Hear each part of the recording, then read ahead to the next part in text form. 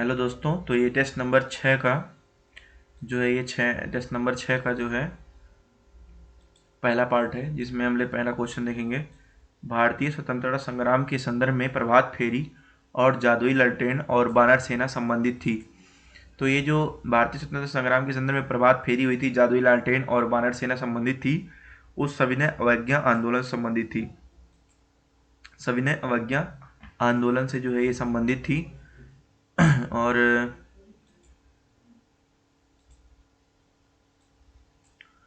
सविनय अवज्ञा आंदोलन संबंधित ही दूसरा क्वेश्चन है।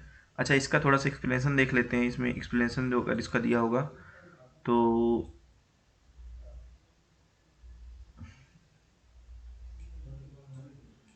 इसका आंसर रहा। इसके आंसर में देखिए, सविनय अवज्ञा आंदोलन के बारे में दिया हुआ है। कह रहा है सविनय अवज्ञा आंदोलन के दौरान जनता को संगठित करने के अनेक तरीके लोकप्रिय हुए। गाँव और कस्बों में प्रभात फेरियाँ होती थी और राष्ट्रीय गान गाते थे। बानर बच्चों की बानर सेना संगठित की गई थी और स्थान पर लड़कियों की मंजरी सेना। तो ये मंजरी सेना, जादुई लालटेन, ये सब जो हैं इसी के पार्ट हैं सविनय अवज्ञा आंदोलन की। तो सविनय अवज्ञा आंदोलन जो है इसका करेक्ट आंसर हो जाएगा सी वाला। दूसरा है अंग्रेजों द्वारा लागू की गई भू राजस्व की अस्थायी बंदोबस्त नामक व्यवस्था के संदर्भ में निम्नलिखित कथनों पर विचार कीजिए। इसे 1793 बंगाल, बिहार और उड़ीसा में लागू किया गया था। तो ये सही है। इसने जमींदारों को भूमि के स्वामी के रूप में मान्यता दी तथा भू स्वामित्व के अधिकारों को वंशानुगत और हस्तांतरणीय बना दिया। ये भी सही है। थर्ड है, जमींदारों को उपज में अपनी हिस्सेदारी का 1/3 हिस्सा कंपनी को देना पड़ता था। तो ये गलत है, क्योंकि इसका जो है 1/3 हिस्सा नहीं देना पड़ता था, बल्कि इसमें क्या लिखा गया है कि जो जमींदार किसानों से वसूले गए लगान का 1/11 हिस्सा अपने हकदार रखने के हकदार थे। शेष 10/11 हिस्सा कंपनी को भू राजस्व के रूप में देना था। तो 10/11 का हिस्सा था। और ये क्या था, वंशानुगत अधिकार प्रदान कर दिया गया था। तो दूसरा इसीलिए सही था उसमें। फिर है तीसरा नंबर क्वेश्चन, वैश्विक स्तर पर की गई परमाणु निरस्त्रीकरण संधियों पर विचार कीजिए। कह रहा भारत द्वारा हस्ताक्षरित और अनुसमर्थित कौन कौन सा है। एनपीटी परमाणु अप्रसार संधि 1967 में भारत नहीं है, उन्हें उसके हस्ताक्षरकर्ता नहीं है। व्यापक परमाणु परीक्षण प्रतिबंध, इसका भी नहीं है। परमाणु हथियारों पर निषेध, इसका भी नहीं है। केवल आंशिक परीक्षण प्रतिबंध पीटीबीटी 1963 का ये जो है भारत सदस्य है। तो इसमें आप लोग देख सकते हैं तीसरा में कि जो है भारत पीटीबीटी का हस्ताक्षर और अनुमोदन किया है। इसको बोलते हैं आंशिक परीक्षण प्रतिबंध संबंधी पार्शियल टेस्ट बैन ट्रीटी, जो कि बाह्य अंतरिक्ष, वायुमंडल एवं महासागरीय जल के भीतर परमाणु हथियार परीक्षण संबंधी विस्फोट को प्रतिबंधित करती है। फिर है जो आपका ये है कौन सा, व्यापक परमाणु परीक्षण प्रतिबंध संधि। एक ऐसी संधि है जो सभी पर्यावरणों में सैन्य, नागरिक उद्देश्य के लिए सभी प्रकार के परमाणु विस्फोटों को प्रतिबंधित करती है। तो ये और इस पर भारत जो है हस्ताक्षर नहीं किया है। और इस पर संयुक्त राष्ट्र 2017 में परमाणु हथियारों का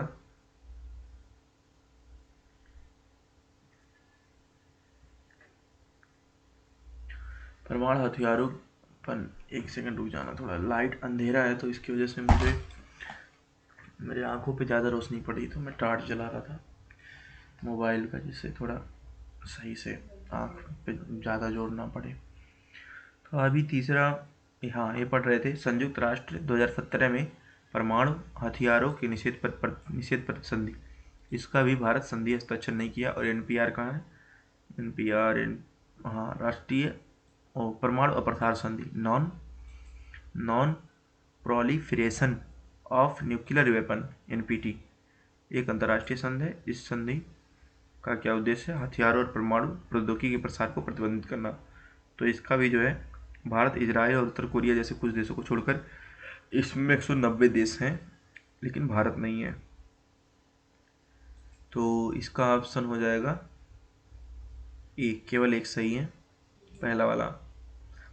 चौथा नंबर क्वेश्चन है कि अंतर्राष्ट्रीय संबंधों के संदर्भ में वापसी का सिद्धांत, प्रिंसिपल ऑफ रिफॉर्मेंट, प्रायः सुर्खियों में रहा है। वापसी का सिद्धांत, ये किसके सिद्धांत संबंधित है? शरणार्थी प्रवास से। चौथा का डी जो है सही हो जाएगा, शरणार्थी प्रवास से। जैसे यूनाइटेड किंगडम की संसद ने हाल में क्या किया था? रवांडा सुरक्षा सड़ और आवर्जन, जिसे बोलते हैं safety of Rwanda, asylum and immigration bill पारित किया है। यह विधेयक यूके सरकार को बिना वैध दस्तावेज वाले अप्रवासी पूर्वी अफ्रीकी राष्ट्र रवांडा में निर्वासित करने की योजना से संबंधित है। तो रीड ने क्या कहा था कि रवांडा ने रिफॉल्वमेंट या प्रवासियों को उनके असुरक्षित मूल देशों में वापस भेजने की प्रथा को अपनाया गया है, और उन्होंने कहा था कि रवांडा पर भरोसा नहीं किया जा सकता, रवांडा अफ्रीकी देश है ना, इसलिए। और वहाँ पे क्या हुआ था कि देखो भारत जो है, भारत दोनों का प्रोटोकॉल का हस्ताक्षर करता नहीं है, लेकिन वैसे वो सम्मान करता है अधिकारों का जो भारत में आते हैं, बट लेकिन हस्ताक्षर नहीं किया है भारत। तो इसका जो है ध्यान रखना कि हस्ताक्षर नहीं किया है भारत ने। फिर 5वां नंबर क्वेश्चन कह रहा है कितनी अनुशंसाएं 1928 की नेहरू रिपोर्ट में की गई थी? डोमिनियन स्टेटस मांगा गया था। समुदायों के लिए पृथक निर्वाचन मंडल, ये तो नहीं मांगेंगे भाई, पृथक निर्वाचन मंडल करेंगे तो अखंडता बाधित होगी। सार्वभौमिक वयस्क मताधिकार और महिलाओं के समान अधिकार, ये तीनों मांगे थे। 5वां का 3 ऑप्शन। 6वां नंबर क्वेश्चन, निम्नलिखित ऐतिहासिक घटनाओं का कालानुक्रम। मेरठ में विद्रोह प्रारंभ होना 10 मई 1857 को हुआ था। 1857।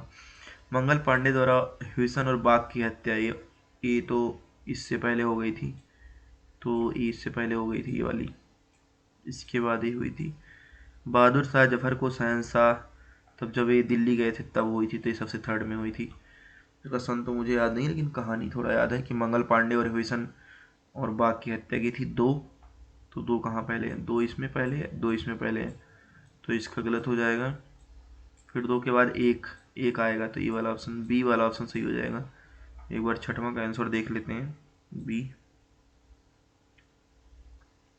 6वां का बी है कि मंगल पांडे ने 29 मार्च 1857 को कलकत्ता में दो ब्रिटिश अधिकारियों ह्यूसन और बाग की हत्या कर दी थी, और विद्रोह की शुरुआत 10 मई 1857 को मेरठ में हुई थी, और 11 मई को दिल्ली पहुंचे, वहीं शहंशाह हिंदुस्तान घोषित किया था। तो यहाँ टाइमलाइन दिया है। 1801 में सब्सिडरी अलायंस हुई थी, यानी कि सहायक संधि, इंट्रोड्यूस्ड बाय वेलेस्ली इन अवध, अवध में सहायक संधि 1801 में हुई थी। और 1856 में नवाब वाजिद अली शाह डिपोजिट अवध एनेक्स्ड, 1856-57 में ये सब हुआ था। पता नहीं क्या लिखा है, हाँ, summary revenue settlement introduced in Awadh by the British 1857, 10 May mutiny starts in Meerut में विद्रोह स्टार्ट हुआ। 11 से 12 मई दिल्ली पहुंचे ये लोग, गार्जियंस रिवोल्ट, बहादुर शाह को लीडरशिप बनाया गया, लीडरशिप दिया। 27 मई को सिपाही म्यूटिनी हुई थी अलीगढ़, इटावा और मैनपुरी और ईटा में। और 30 मई को राइजिंग इन लखनऊ ही हुआ था, 1857 का विद्रोह 30 मई को। और यहाँ पे 1858 में रानी झांसी किल्ड इन बैटल।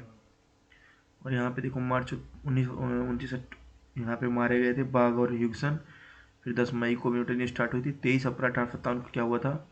अस्सी soldier of the 3 light cavalry who refuse to use the cartridge, मैंने कॉर्टेज जो प्रयोग हुआ था चमड़े वाला, उसको प्रयोग करना से मना किया था। तो 10 मई को यहाँ पे मंगल पांडे ने किया था। फिर 11 मई को जो है दिल्ली गए थे, तो वहाँ शहंशाह हिंदुस्तान घोषित किया था उनको।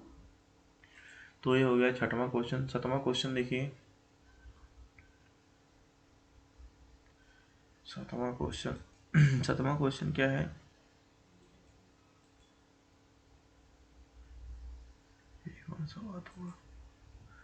सातवां क्वेश्चन है कि व्यक्तिगत के सिद्धांत के संदर्भ में निम्नलिखित कथनों पर विचार कीजिए। व्यक्तिगत के सिद्धांत को सर्वप्रथम व्यक्तिगत के सिद्धांत को सर्वप्रथम वेलेजली ने लागू किया था। तो वेलेजली कहाँ किया था? ये तो सहायक संधि लागू किया था 1799 में, 1801 में अवध में। और व्यक्तिगत का सिद्धांत डलहौजी 1848 से 1856 तक का किया था, तो ये गलत हो जाएगा। इस सिद्धांत के तहत विलय की जाने वाली पहली देशी रियासत झांसी थी, गलत है। ये सा से नाम पड़ता है उसका, यार, सतारा, 1848 में। तीसरा, इसमें उन राज्यों को विलय हेतु नियम निर्धारित किया गया था जिसके शासक का कोई प्राकृतिक उत्तराधिकारी नहीं था, ये करेक्ट है। तो इसका केवल एक ऑप्शन सही हो जाएगा, 7वां का सी। देखते हैं 7वां का, अच्छा ये ऑप्शन है ना, सी कैसे मैंने लगा दिया। हाँ ए ऑप्शन है, वही सी वाला, तीसरा वाला सही है, ए ऑप्शन सही लगाया हूँ। तो अब देखिए, व्यपगत का सिद्धांत यानी कि हड़प नीति, डॉक्ट्रिन ऑफ पेलिस, डॉक्ट्रिन ऑफ लेप्स का तात्पर्य विलय नीति से है। इस नीति को तत्कालीन भारत के गवर्नर जनरल लॉर्ड डलहौजी 1848 से 1856 द्वारा अपनाया गया था। व्यपगत की सिद्धांत का उपयोग अंग्रेजों द्वारा अपनी सुरक्षता के विस्तार हेतु, भाई सब छोड़ो, इतना नहीं इम्पोर्टेंट है, इम्पोर्टेंट हाँ ये दूसरा वाला। सबसे पहले फतारा 1848 में, फिर 1849 में जयपुर और संबलपुर, और 1854 में जंगलपुर, नागपुर, झांसी, 1855 में तंजौर और अरकोट, 1856 में उदयपुर और अवध।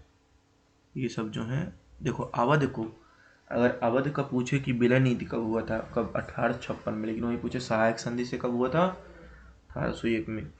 देखो सतारा, जयपुर, संबलपुर, सतारा, देखो रा सब में आ रहा है, ये तो एक किनारे से रा आ रहा है सतारा, लेकिन ऐसे याद करना मुश्किल है, तो ऐसे 3-4 बार पढ़ोगे तो ऐसे याद हो जाएगा, अपनी ट्रिक बनाओगे तो। मे भी इसका ट्रिक होगा, मैंने तो ऐसे ही याद किया था, याद किया हूँ अभी भी। सतारा, जयपुर, संबलपुर, नागपुर, झांसी, तंजौर, अरकोट और उदयपुर, और बीच में एक आध छोड़ था शायद, इसमें नहीं है।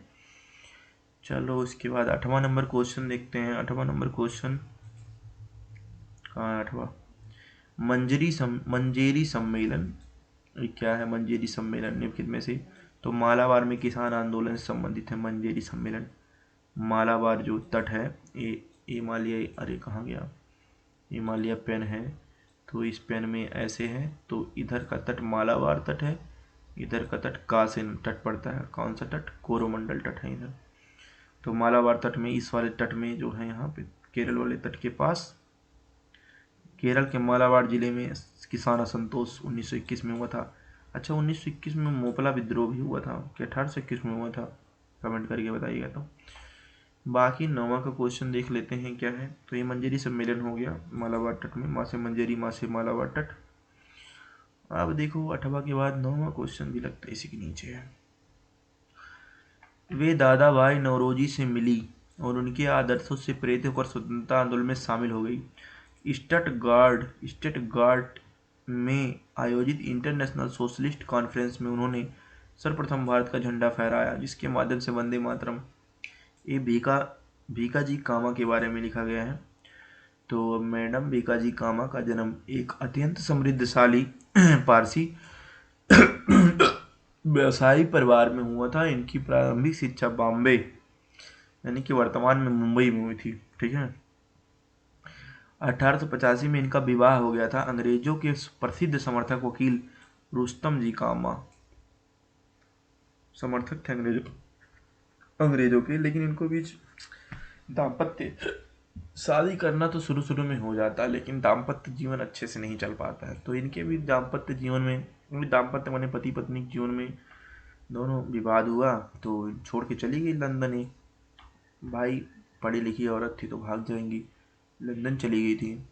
लंदन में इन्होंने बीकाजी कामा की मुलाकात दादा भाई नौरोजी से हुई थी, तो उनके आदर्शों से प्रेरित हो गई और उनके स्वतंत्रता आंदोलन में शामिल हो गई। इन्होंने श्याम जी वर्मा, लाला हरदयाल और तो इन सबसे मिली उली।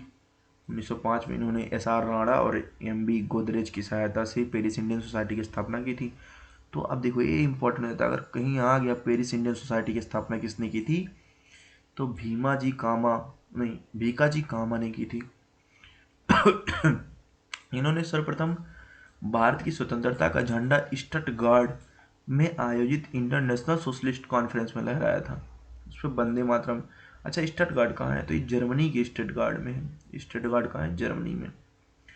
बाकी कमला नेहरू जो ऑप्शन में देता वो क्या है, कमला नेहरू भारत के प्रथम प्रधानमंत्री जवाहरलाल नेहरू की पत्नी जी थी। अच्छा कमला नेहरू थी वही। और कमला देवी चट्टोपाध्याय क्या थी, इनका जन्म मंगलौर में हुआ था, मद्रास। और इन्होंने कुछ काम तो किया था, मैंने यहाँ देखा था कुछ इम्पोर्टेंट इनका काम था, इनका कुछ दिख नहीं रहा है मुझे।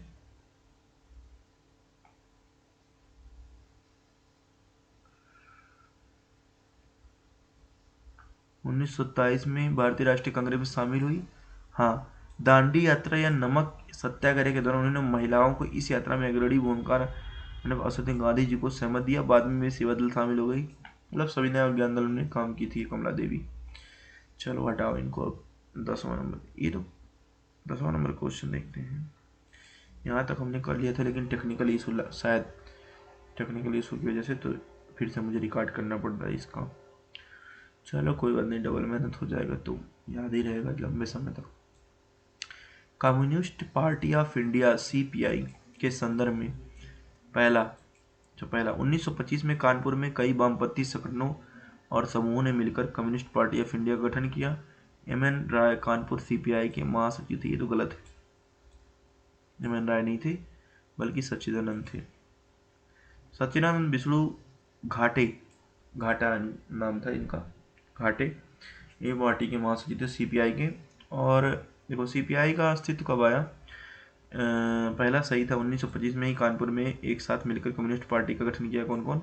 कुछ वामपंथी और साम्यवादी समूह ने, तो सही है। उसके बाद सीपीआई के अन्य सदस्य कौन कौन थे? कांग्रेस के सदस्य, कांग्रेस के सभी घटकों में एक मजबूत वामपंथी विंग का निर्माण करने, ये सब पता नहीं क्या है। CPI communist party of India देख लेना, 1925 में हुआ था।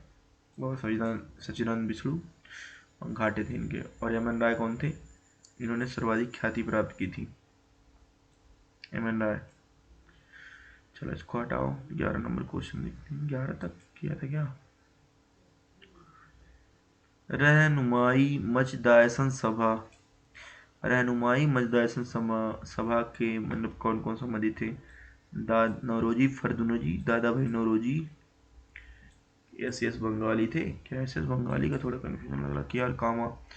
चलो एक बार देख लेते हैं कौन कौन थे। तो डी उत्तर सही है, सभी थे लगता है हमको। 11 का डी, 11 का जो है डी आंसर सही है। इसमें डी में कौन कौन थे? चारों थे, दादा भाई नौरोजी, नौरोजी फरदुनोजी, एस बंगाली, के.आर. कामा। पारसी धर्म में सुधार हेतु 19वीं शताब्दी के मध्य से बम्बई में प्रारंभ किए गए थे। 12 का, अरे 12 पहले कहाँ से आया? अभी तो 11 है।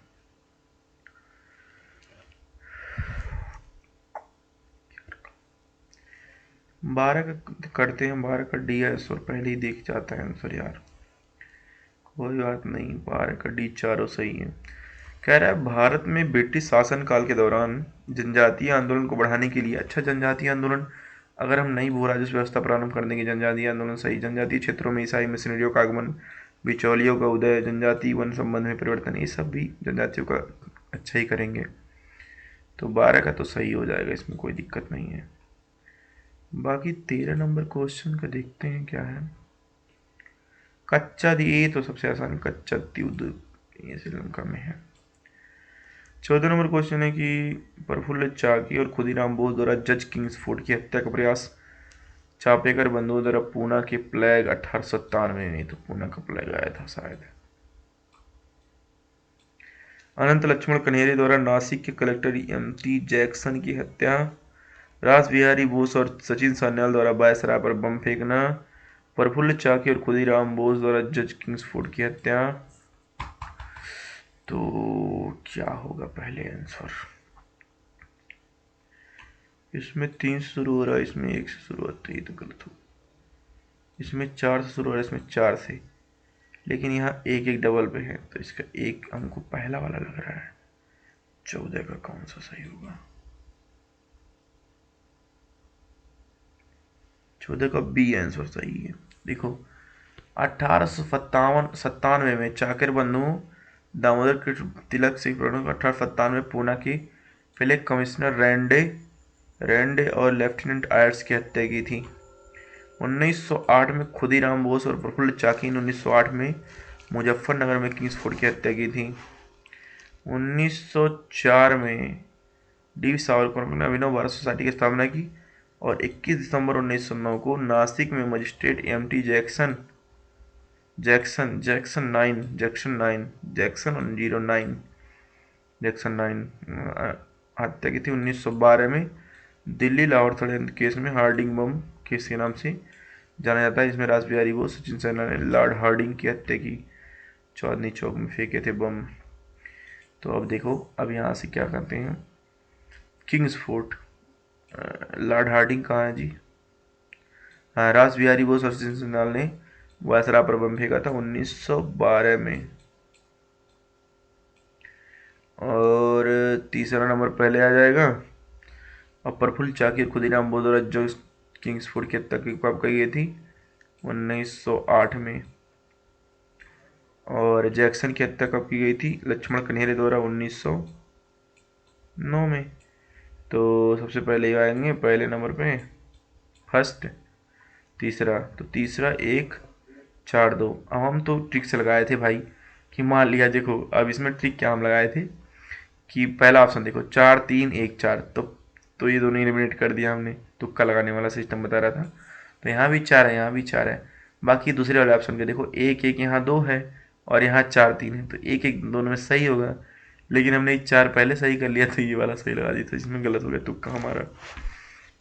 बट ये सब जो अब एज वाइज है इसका, मतलब साल वाइज इसको याद करना तो मुश्किल थोड़ा, चलो कोई बात नहीं, इसको ये सब चीज़ें ना थोड़ा ये सब का नोट्स बना के रखना, जैसे ही मतलब प्रीलिम्स में 1 2 दिन बचा रहेगा तब तैयार करके जाओ तो बहुत मज़ा आएगा, मतलब उस समय याद रहेगा, क्योंकि कंफ्यूजिंग रहता है ना, भूल ही जाता है, हमको तो भूल जाता है, आपको पता नहीं। 15 नंबर क्वेश्चन है व्यक्तिगत सत्याग्रह के बारे में। व्यक्तिगत सत्याग्रह वही 1940 से अगस्त प्रस्ताव की प्रतिक्रिया के रूप में की गई थी, तो सही है। विनोबा भावे प्रथम सत्याग्रही थे, ये भी सही है। 15 का बी सही है। तो 15 का अरे बी कहाँ से कह दिया यार मैं, बी माने कि अरे वही 1 2 दोनों सही है, सी, तो 15 का सी सही है। व्यक्तिगत सत्याग्रह 1940 के अगस्त प्रस्ताव की प्रतिक्रिया के स्वरूप की गई थी, और व्यक्तिगत सत्याग्रह 17 अक्टूबर 1940 को आचार्य विनोबा भावे पहले, जवाहरलाल नेहरू दूसरे सत्याग्रह बने थे। गैर कांग्रेसी सदस्य इसमें भाग नहीं ले सकते थे व्यक्तिगत सत्याग्रह में। और इसका क्या नाम था, दिल्ली चलो आंदोलन इसी में दिया गया था। और क्या था, भारतीय लोगों की मांग को शांतिपूर्वक स्वीकार करने के, अच्छा इसमें व्यक्तिगत सत्याग्रह के बारे में कुछ बताया था।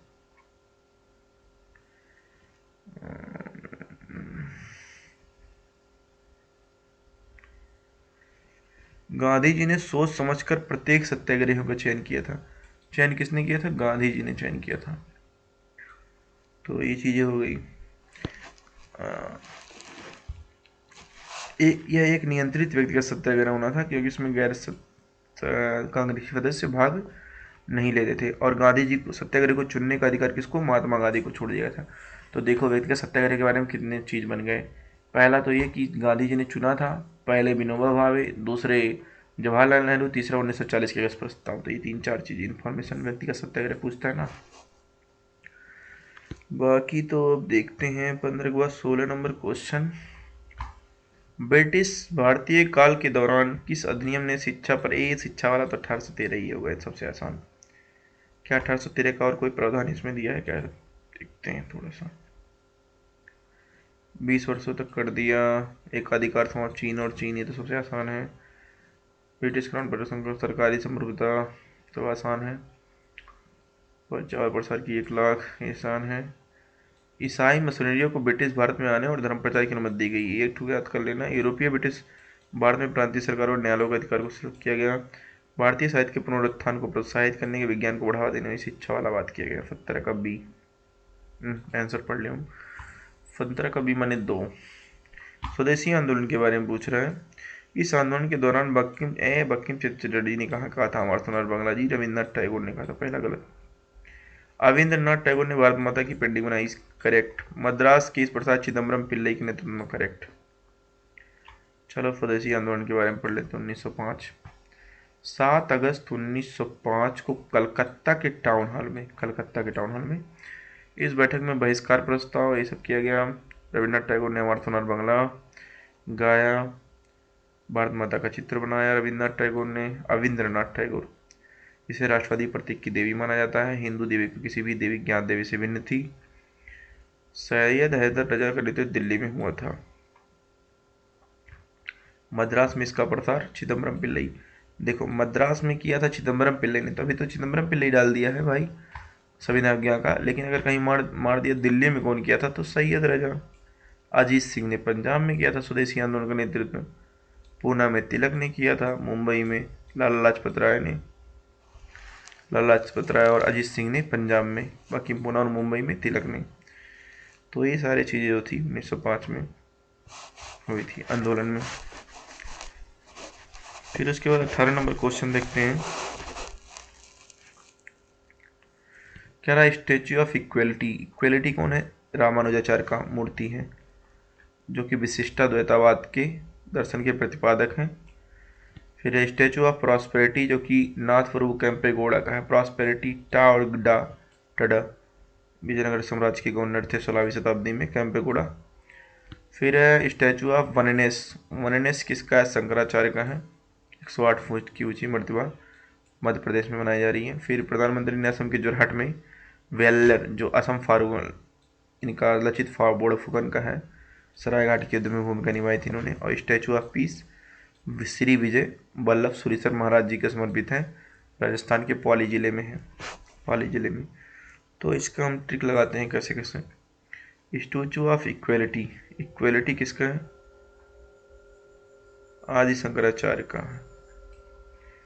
स्टैचू ऑफ प्रॉस्पेरिटी कैंपेगौड़ा का है। Statue of oneness, statue of peace Vallabh Surishwar का है। स्टैचू ऑफ वेल्लोर, ये वेल्लोर का है। स्टैचू ऑफ वेल्लोर लचित बोड़फुकन का है। और स्टैचू ऑफ वननेस, वननेस किसका है जी, स्टैचू ऑफ वननेस शंकराचार्य का है। तो स्टैचू ऑफ वननेस ये शंकराचार्य का है, तो यही वाला है। स्टैचू ऑफ इक्वेलिटी को मैंने गलत मिला लिया। स्टैचू ऑफ इक्वेलिटी किसका था, स्टैचू ऑफ इक्वेलिटी था आपका रामानुजाचार्य का। रामानुजाचार्य दिए ही नहीं है ऑप्शन में, तो ये जो था इनका रामानुजाचार्य, आर से राम, राम जी को लोग देखते हैं ना, रामानुजाचार्य का। तो statue of equality Ramanujacharya, statue of prosperity Nath Prabhu Kempegowda, statue of oneness Shankaracharya. तो कह रहा है कि कितने सही सुमेलित थे, तो यही सही सुमेलित है, और ये दो तीन सही सुमेलित हैं, बाकी 2-3 सही सुमेलित थे, तो केवल 2 ऑप्शन सही हो जाएगा। तो 18 का बी ऑप्शन जो है करेक्ट हो जाएगा। फिर 19 नंबर क्वेश्चन।